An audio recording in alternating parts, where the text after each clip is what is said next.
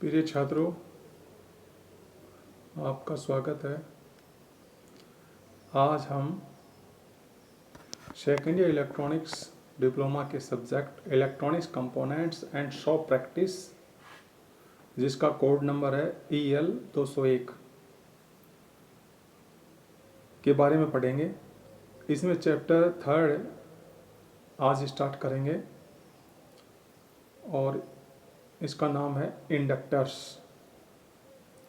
हिंदी में बोलते हैं इनको प्रेरकत्व या इंडक्टर्स। आज इसके बारे में परिचय लेंगे, इसका जानकारी लेंगे, इंट्रोडक्शन लेंगे और इसका वर्गीकरण या क्लासिफिकेशन के बारे में जानेंगे, यानी ये कितने टाइप्स के होते हैं और असल में इंडक्टर होता क्या है। जैसे कि इस शब्द में दिख रहा इंडक्ट से इंड्यूस से बना है शब्द। इंड्यूस का मतलब होता है उत्पन्न करना, यानी किसी कारण से कुछ विशेष चीज उसमें उत्पन्न हो जाना, वो इंड्यूस शब्द होता है। इंड्यूस से, उस इंड्यूस से बना है इंडक्टर। अब इंडक्टर क्या होता है? इंडक्टर असल में एक प्रकार की कॉपर की कोयल होती है। कोयल माने टर्न्स, यानी पहला टर्न लगाया, फिर दूसरा, फिर तीसरा, से गोलाकार रूप में चक्कर बनाते चले जाते हैं और ये एक कोयल का रूप धारण कर लेता है। जैसे स्प्रिंग की शेप होती है, सेम वैसे ही।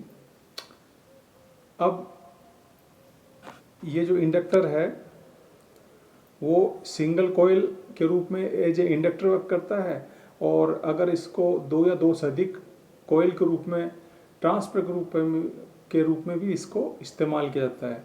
ट्रांसफर में असल में 2 कोयल लगी होती है, प्राइमरी कोयल और सेकेंडरी कोयल। सेकेंडरी कोयल में एक कोयल से लेके 3 कोयल तक पॉसिबिलिटी होती है, 3 कोयल हो सकती है, यानी एक कोयल सेकेंडरी, फिर दूसरी कोयल सेकेंडरी पे, तीसरी कोयल सेकेंडरी पे, इस तरह मल्टीपल कोयल्स सेकेंडरी पर ट्रांसफर के संभव होती है।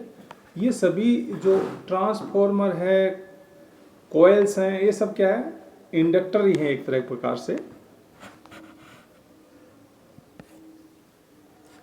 अगर इसकी परिभाषा दें या इसके डेफिनेशन के बारे में जाने तो इस तरह देंगे: inductors are the devices which generates magnetic fields when an electric current flows through them.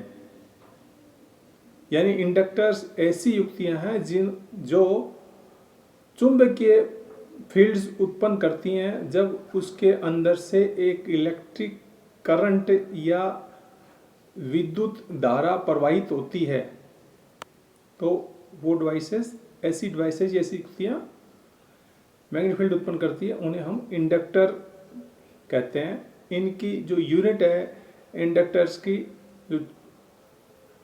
वो हेनरी या H के रूप में प्रदर्शित की जाती है। Whenever there is a change in the flux linkage across a coil, an EMF is induced। जब कभी एक कोयल के से संबंधित फ्लक्स में बदलाव होता है, परिवर्तन होता है, तो कोयल एक इलेक्ट्रोमोटिव फोर्स या विद्युत वाहक बल उत्पन्न करती है।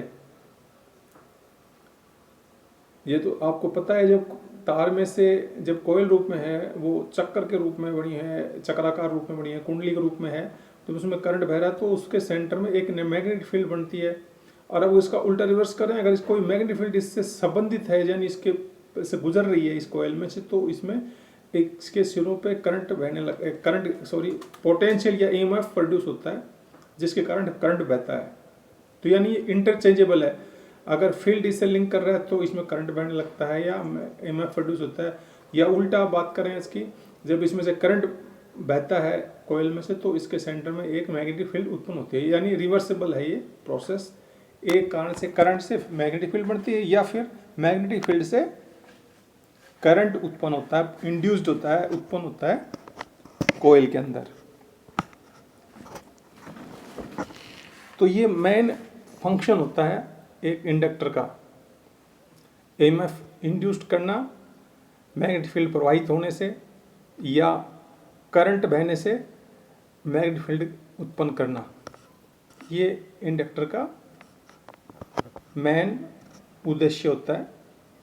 इंड्यूस्ड ईएमएफ यानी उत्पन्न होने वाला EMF is proportional to rate of change of current in coil, यानी जो ईएमएफ प्रोड्यूस होगा या उत्पन्न होगा वो कॉइल में बहने वाली धारा के परिवर्तन की दर के समानुपाती होगा, जिसे समीकरण 1 या इक्वेशन 1 के अंदर बताया गया है। ईएमएफ बराबर है -L di/dt, या माइनस चिन्ह जो है वो लेंज के नियम से आता है, यानी जिस कारण से उत्पत्ति होती है उसका विरोध करने का प्रयास करता है उत्पन्न होने वाली प्रॉपर्टीज। यानी मैग्नेटिक फील्ड थी तो उसके कारण करंट बहेगा, और करंट इस तरह बहेगा कि एक नई फील्ड बनाने की कोशिश करता, जो पूर्व फील्ड जो मैग्नेटिक फील्ड है उसके विपरीत होगा। इसलिए ये नेगेटिव चिन्ह इसमें आया है लेंज के नियम से। लेंज साइंटिस्ट थे, उन्होंने ये बात कही थी। और ये जो ईएमएफ बराबर L di/dt है, ये फैराडेज फर्स्ट लॉ के अंदर आता है, फैराडेज लॉ के अनुसार है, जहाँ पर I करंट है इस सूत्र में, यानी जो समीकरण फर्स्ट है उसमें I करंट है, L इंडक्टेंस है जो प्रोपोर्शनल कांस्टेंट के रूप में है, और फाई यहाँ पर फ्लक्स है, यहाँ पर फाइस है, ये 5 है असल में, 5 जो बोलते हैं, बीच में 0 और इस अंदर से क्रॉस करती लाइन होती है, ये 5 फ्लक्स है।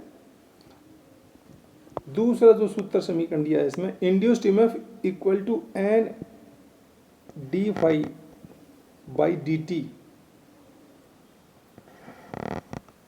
यानी N d∅/dt, ये समीकरण या इक्वेशन सेकंड है। दोनों समीकरण को अगर मिलाते हैं, क्योंकि बराबर है इसलिए dt आपस में कट जाएंगे, और L बराबर N d∅/dt di का मान आएगा।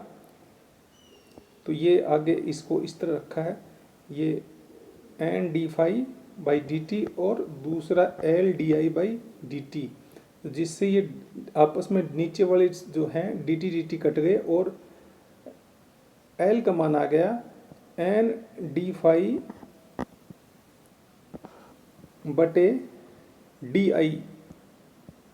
के रूप में आ गए।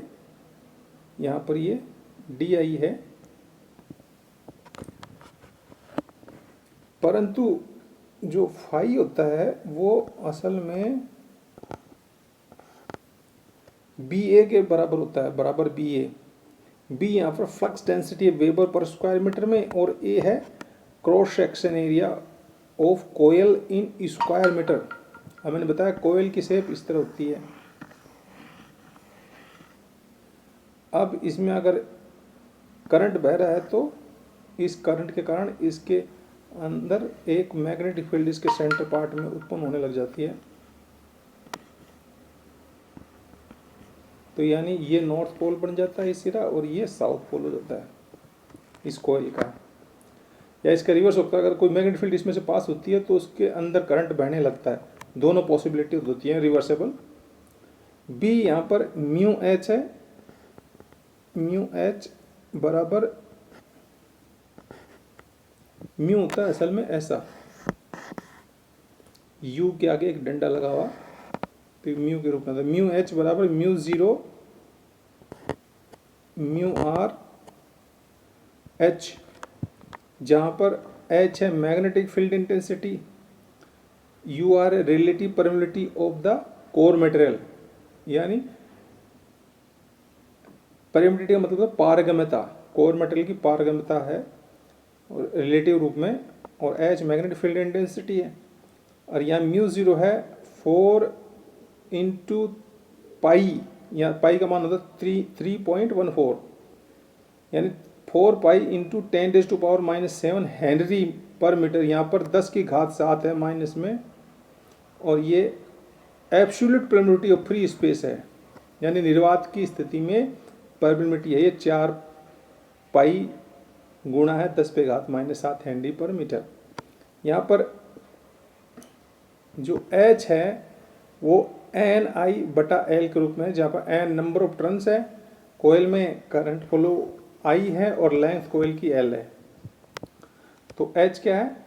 Field, magnetic field intensity H। अब H का मान यहाँ रख देंगे इसमें सूत्र में, तो ये हो जाएगा, ये फाई का मान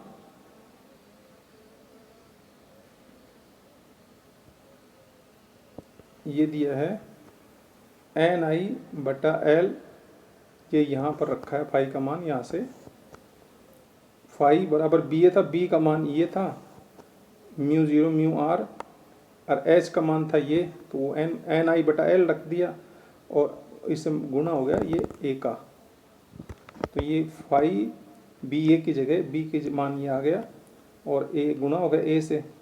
फिर इसका एल के रूप में इसका मान निकाला है यहाँ से इस सूत्र में रख के, ये फाई का मान रखा है यहाँ इस सूत्र में, फाई का मान μ0 μr NI/L गुना ए, ये तो फाई हुआ, और फिर n इससे मल्टीप्लाई हो गया और नीचे आ गया i, di था उसको i के रूप में रखा है, यानी पार्शियल रूप में रख के, तो यहाँ पर i आपस में कट गए ऊपर नीचे से, तो ये n² μ0 μr a बटा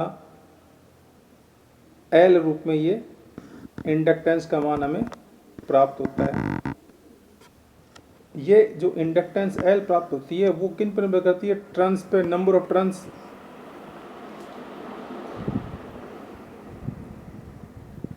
कोर मेटेरियल रिलेटिव परमिटिविटी पर, लेंथ ऑफ वाइंडिंग पर L का मान, और डायमेंशन ऑफ कोयल फॉर्मर की जो डायमेंशन है यानी क्रॉस सेक्शन एरिया उस पर, इतनी चीज़ों पर, turns, cross section area, length और कोर मटेरियल की परमिटिविटी, इतनी चीज़ों पर L का यानी इंडक्टेंस का मान निर्भर करता है, जिसकी हम बात कर रहे हैं, जो कोयल में प्रोड्यूस होती है। कोयल को क्लासिफाई कर सकते हैं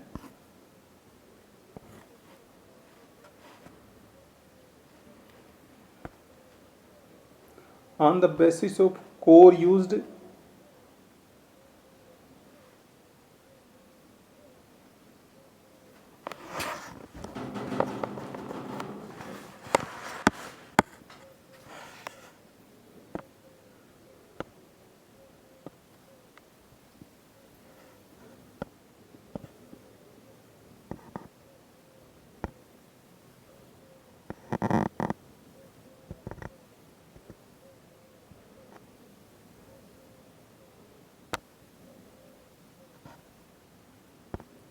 यानी क्लासिफिकेशन है, जो वर्गीकरण है वो वैल्यू की नेचर के आधार पे, यानी किस प्रकार की उसका मान प्राप्त होता है उसके आधार पर, जैसे फिक्स्ड वैल्यू इंडक्टर हो सकता है या वेरिएबल इंडक्टर। वेरिएबल इंडक्टर में वैल्यू ऑफ इंडक्टर की वो वेरिएबल होगी, यानी बदलने वाली होगी, परिवर्तित होगी, जब फिक्स्ड वैल्यू में वैल्यू फिक्स बनी रहेगी।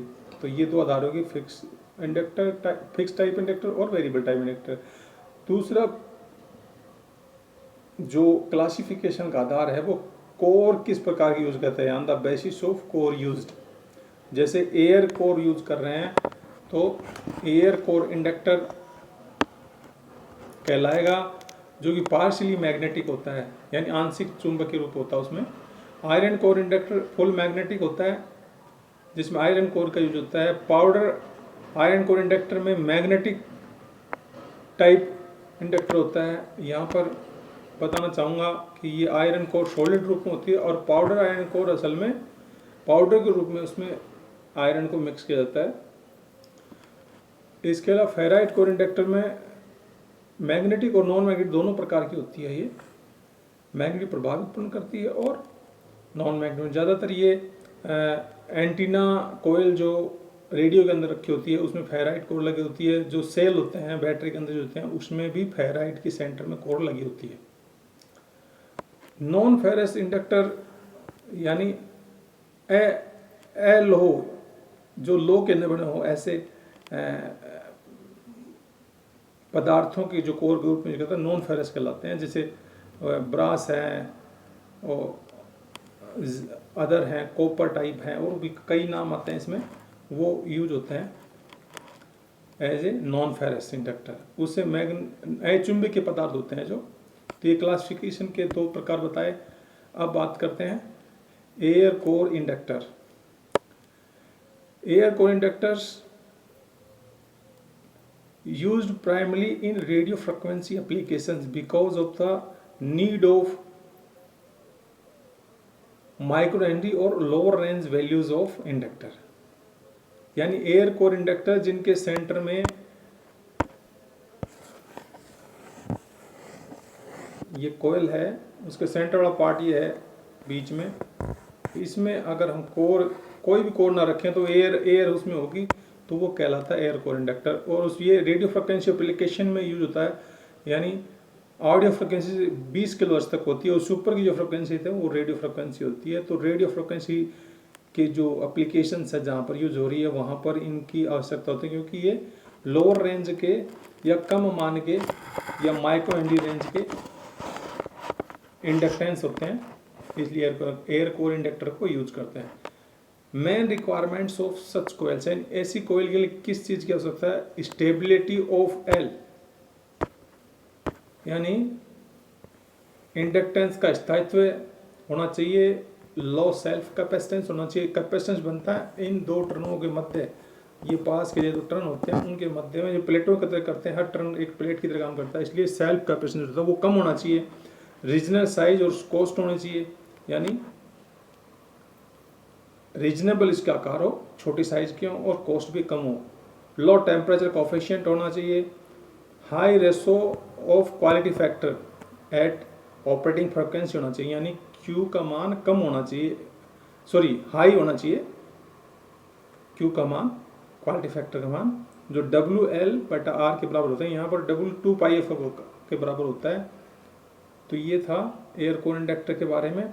Losses in air core inductor, जो लॉस होते हैं वो हीट डेसिपेशन के रूप में होते हैं, यानी हीटअप हो जाती है कोयल वाइंडिंग, जिससे लॉसेस बढ़ते हैं। ईडी करंट लॉसेस भी इसमें होते हैं, जो भंवर धारा के रूप में इनको जानते हैं इन लॉसेस को। तो कॉपर में इस कारण उत्पन्न होते हैं ये।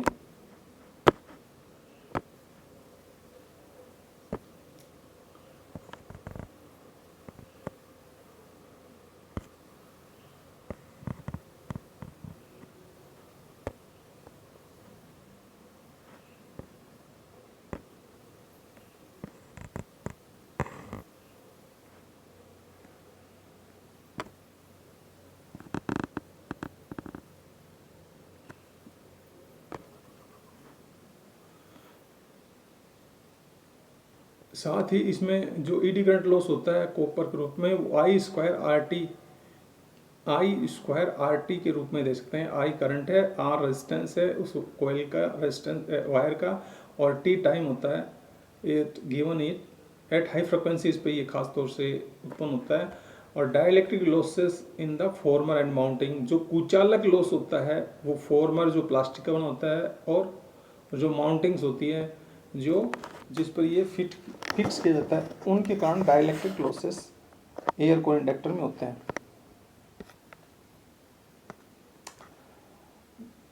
सेकंड है अब iron core inductor. Iron core inductor में आयरन की सॉलिड रोड के रूप में कोर का इस्तेमाल किया जाता है, और ये जो कोयल है उसमें सेंटर में सॉलिड रोड आयरन कोर की रखी होती है एक तरह से। वो पटली के रूप में भी हो सकती है, जिसे लेमिनेशन बोलते हैं।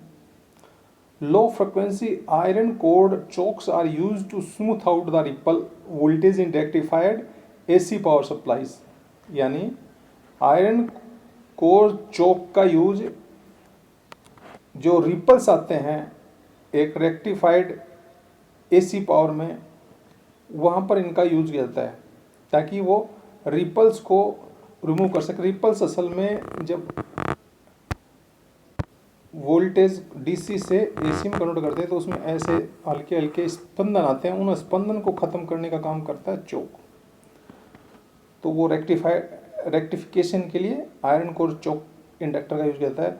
चोक कोर का जो मेटल होता है वो silicon iron lamination and grain oriented silicon iron core. ये दो प्रकार के कोर इस्तेमाल किए जाते हैं, सिलिकॉन आयरन लेमिनेशन और grain oriented silicon iron core. Grain का मतलब है उसमें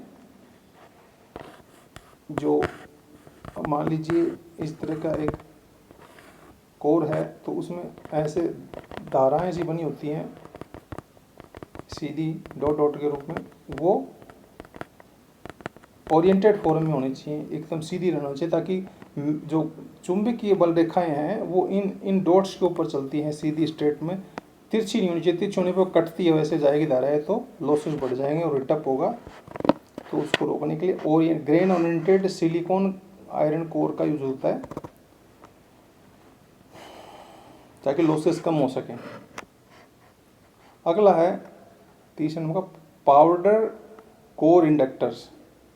इसमें मिक्सर से बनाया जाता है, जैसे आयरन डस्ट का मिक्सर यानी पाउडर फॉर्म में होता है आयरन, और इंसुलेटिंग सीमेंट यानी एक प्लास्टिक का बांधने वाला बाइंडर उसमें मिला दिया जाता है और हाई प्रेशर पे इनको जिस शेप में चाहिए इनको मोल्ड कर दिया जाता है, यानी उनको तैयार करके एक शेप दी जाती है, आकृति दी जाती है।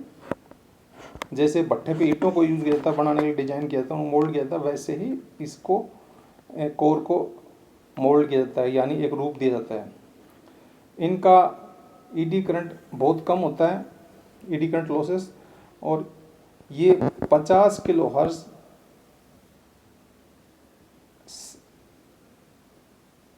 से नीचे 50 किलो हर्ट्ज से नीचे lower core losses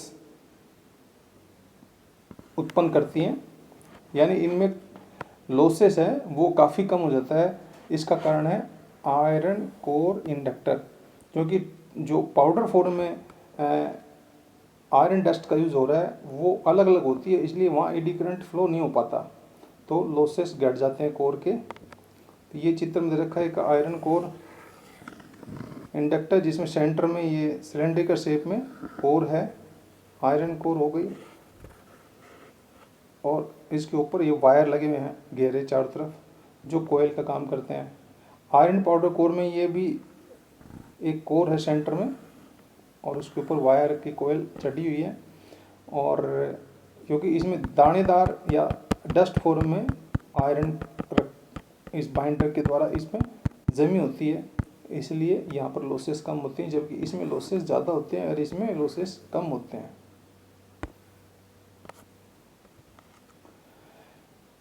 iron core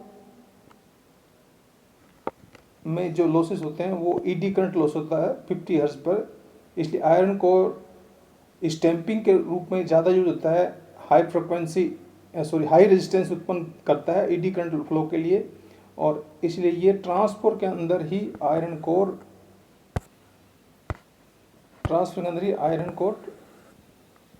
का इस्तेमाल किया जाता है, जो मैंने बताया लेमिनेटेड फॉर्म में यानी पतली तौर में होती है, टुकड़ों में अलग अलग पीसेस के रूप में होती हैं जिन्हें हम लेमिनेटेड कोर कहते हैं।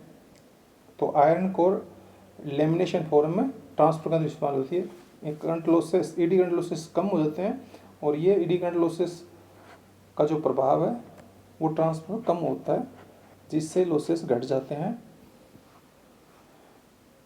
तो हमने 3 पे बात की, एयर कोर, आयरन कोर और आयरन पाउडर कोर। अब बात करते हैं फेराइट कोर इंडक्टर की।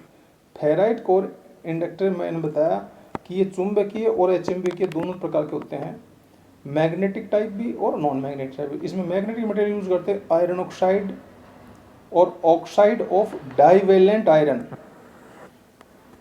आयरन ऑक्साइड और ऑक्साइड ऑफ डाइवेलेंट आयरन, जिसका फार्मूला यहाँ पर दिया हुआ है मेटल Fe2O4, जहाँ पर M डाइवेलेंट मेटल आयन को प्रदर्शित करता है।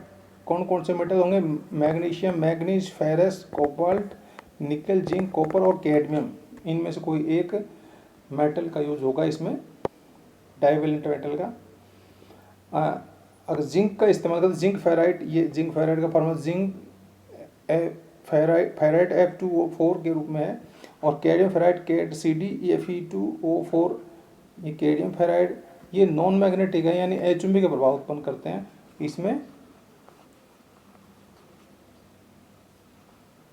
नॉन चुंबकीय प्रभाव उत्पन्न करने के कारण वहाँ पर मैग्नेटिक फील्ड घटती है और इंडक्टेंस का मान भी घटता है। Practically ferrites using more than one divalent metal ion oxide, जैसे निकेल जिंक के रूप में, जोड़े के रूप में, मैग्नीज जिंक का फेराइड्स के रूप में, ये जोड़े के रूप में है, दो मेटल्स मोस्ट पॉपुलर है। Single ion oxide ferrites mostly non magnetic होते हैं, जबकि more iron oxide ferrites are magnetic होते हैं। यानी जो जोड़े में मेटल का यूज करते हैं वो मैग्नेटिक टाइप होते हैं, और सिंगल मेटल का यूज करते हैं डाइवेलेंट का, तो वो नॉन अचुंबकीय नॉन मैग्नेटिक टाइप होते हैं। नॉन मैग्नेटिक टाइप में इंडक्टेंस घटता है, और मैग्नेटिक टाइप जो इंडक्टर होता है उसमें इंडक्टेंस बढ़ता है। फेराइड्स का यूज है वो इसकी हाई रेजिस्टिविटी के कारण होता है, यानी 10⁻11 ओम तक इसका मान होता है रेजिस्टिविटी का, 10⁻11 यानी 10⁻11, और लो ईडी करंट लॉसेस होता है इसमें। ईडी करंट भंवर धारा जो लॉस होता है, क्षरण होता है, वो कम होता है। स्टेबल मैग्नेटिक प्रॉपर्टीज होती है इन फेराइड्स की, और लार्ज वेराइटी ऑफ परफॉर्मेंस, यानी विभिन्न प्रकार के फेराइड्स का उत्पादन कर विभिन्न प्रकार की परफॉर्मेंस देने में सक्षम होते हैं फेराइड्स। इंडक्टेंस का यूज होता है, ये फेराइड यूज होता है कोयल्स में, पल्स में एंड वाइड बैंड ट्रांसफॉर्मर में। जो linear B H curve, B यहाँ पर मैग्नेटिक फील्ड है, एच है इलेक्ट्रिक फील्ड, तो उसका कर्व देता है, लीनियर कर्व देता है। एंटीनाज में, लोडिंग कोयल्स में इन फेराइड्स का यूज किया जाता है। Non linear B H curve, linear curve इस तरह का होता है स्ट्रेट लाइन, और नॉन लीनियर इस तरह का हो सकता है, या फिर इस तरह का हो सकता है। ये नॉन लीनियर कर्व है।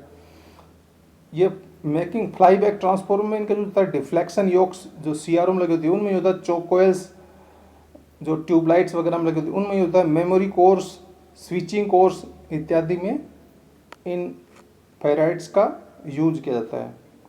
Usable at low as well as high frequencies by variety of ferrites, and ferrites की विभिन्न प्रकार की जो प्रकृति की जो फेराइड्स हैं,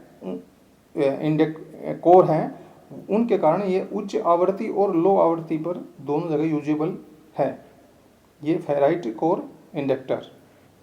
नॉन फेरस कोर इंडक्टर, मैंने पहले बताया था, फेरस का मतलब आयरन, यानी जिसमें आयरन का यूज नहीं हो रहा, ऐसी core non ferrous core inductor कहलाते हैं, जहाँ पर नॉन फेरस मटेरियल का यूज किया जाता है कोर के रूप में। नॉन मैग्नेटिक मटेरियल, यानी अचुंबकीय मटेरियल जिसमें ब्रास है, कॉपर है, सिल्वर है, ये इसमें यूज किया जाता है नॉन फेरस कोर के रूप में। और ये 50 मेगाहर्ट्ज या उससे वो फ्रिक्वेंसी पर इनका यूज होता है। यहाँ पर फ्रिक्वेंसी का जो मान है वो दिया गया है F = 1/2π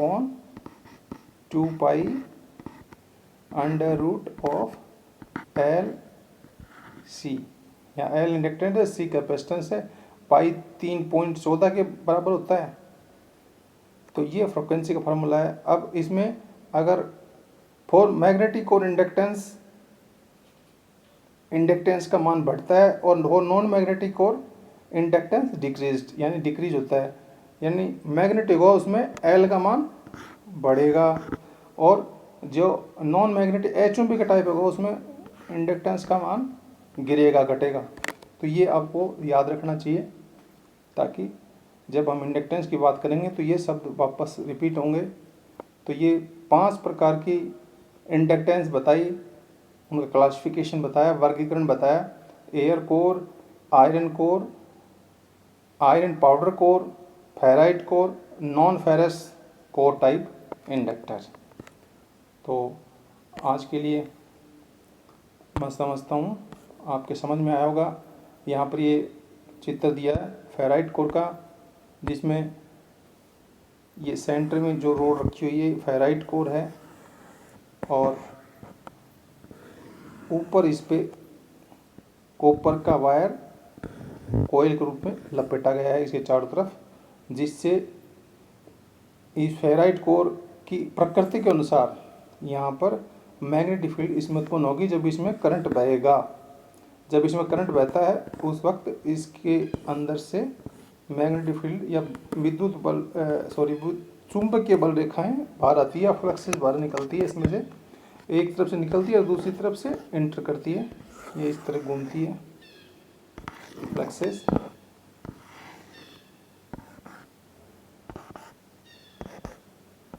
तो ये चुंबकीय प्रभाव और अचुंबकीय दोनों प्रकार की फेराइट कोर यूज होती है और उसी के अनुसार इसका इन फेराइट कोर को इंडक्टर के अंदर लगाकर विभिन्न प्रकार के सर्किटरी में इनका और विभिन्न प्रकार के एप्लीकेशन में इनका यूज किया जाता है। आज के लिए इतना ही काफ़ी है। Thank you.